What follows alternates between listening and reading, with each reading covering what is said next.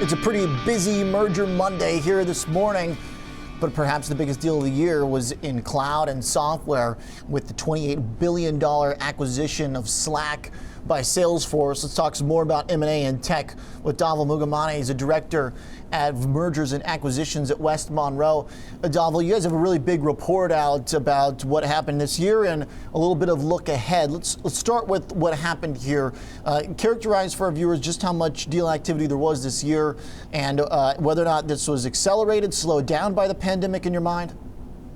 Yeah, no, it's been an interesting year. I mean, certainly Q2 of this year was, the deal activity really halted. It slowed down tremendously, probably, a 40–50% drop off in the April-May timeframe or even more. What we did see happen though, specifically, I focus a lot on the software and the high-tech industry, is the deal volume picked up significantly in the Q3 and Q4 timeframe. Resoundingly in terms of the number of deals, the number of transactional activities we've had, even on the diligence front, has been tremendously high. Now, the timing of this is after a huge rally in this sector where cloud and tech was the only game in town really for like 6 months. It's changing a little bit now.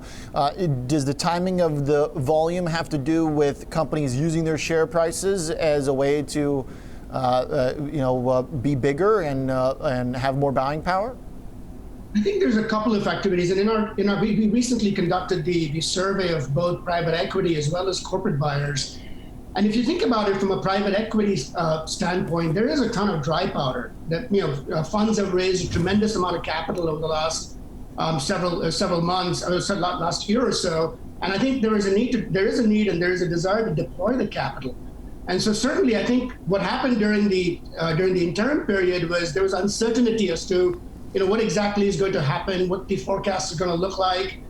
It was very hard to do diligences, just in terms of meeting management teams, et cetera. I think once companies got past that period of time, the idea was to deploy the capital. And more importantly, I think there was a recognition that specifically from a tech perspective, the notion of cloud, the use of remote working, analytics are all going to be here to stay. And so consequently, I think firms are now taking advantage of the time now of actually deploying that capital and making those investments. One of the stats I think is interesting is looking at the overall M&A deal volume for the year versus tech, media, telecom, which was a little higher, right? 20% increase according to your team's analysis.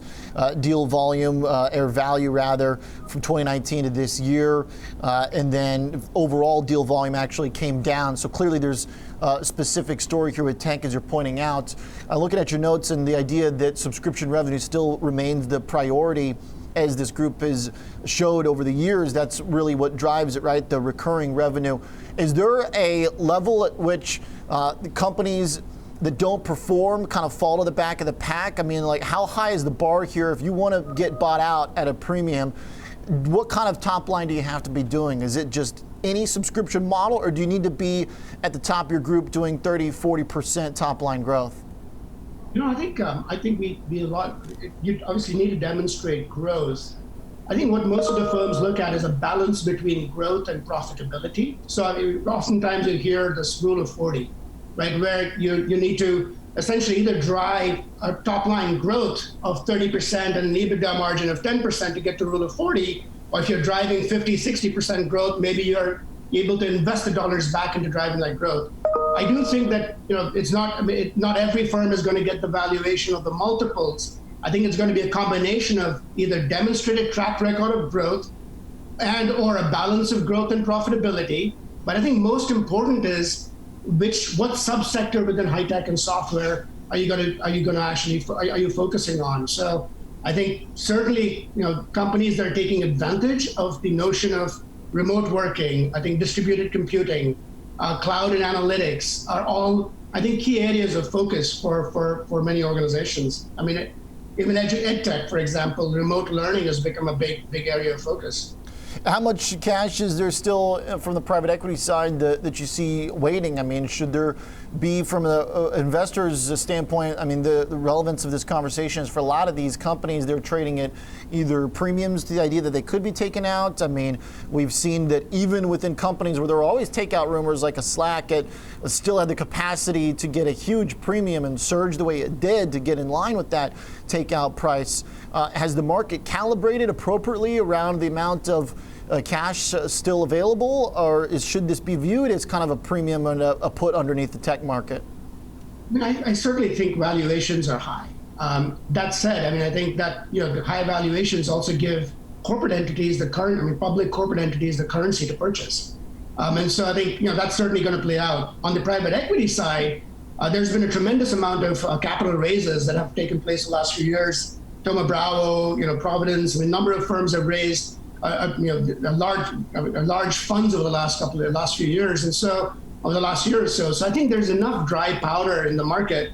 The debt markets are still also very favorable. So I don't anticipate deal activity to actually scale down, particularly in this sector. In fact, in our study, it indicated that there is continued interest in actually investing, and I think firms were looking at making that investment for the next couple of years. At least a couple of deals in the next year or so.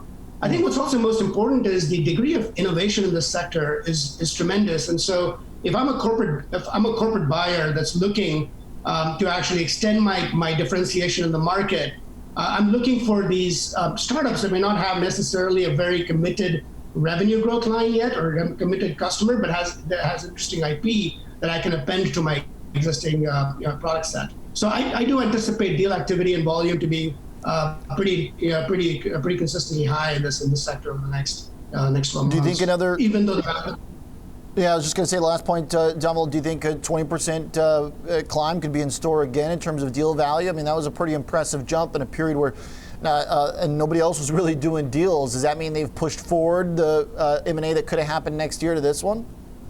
I wish I had a crystal ball, but every indication indicates that every conversation we have indicates that there isn't a reason to believe that the deal activity is going to fall off, particularly in this sector. Over the next at least over the next 6 to 12 months. I'd love to say I know it for sure, but certainly I think that's I think we should safe to expect that there's going to be enough volume of activity. Okay, appreciate the insight here. Exciting stuff for software tech. There's always a story, and for M&A, it was definitely a big one in 2020. Dhaval Moogimane, really good stuff, and thanks for the insight here. He's Director of Mergers and Acquisitions at West Monroe. Really big report. You can go read it free online. Go check it out.